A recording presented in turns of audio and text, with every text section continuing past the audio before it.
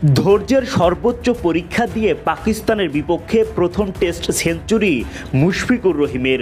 Century করেই বাঘের গর্জন তার কণ্ঠে, টাইগারদের লোগোতে আলতো করে চুমু। এরপর মুশফিক বরাবরের মতো যেটা করেন সেটাই, মহান আল্লাহ তাআলার প্রতি শুকরিয়া জানিয়ে লুটিয়ে পড়েন সেজদায়। আগের দিন লিটন মুশফিকের দারুণ ব্যাটিংয়ে শক্তিশালী ভিত পায় বাংলাদেশ।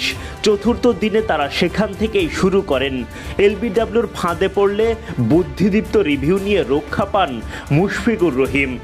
প্রথম ইনিংসে ১০০ ওভার ব্যাটিং পার করে বাংলাদেশ, তবে হঠাৎই নেমে আসে বিপদ।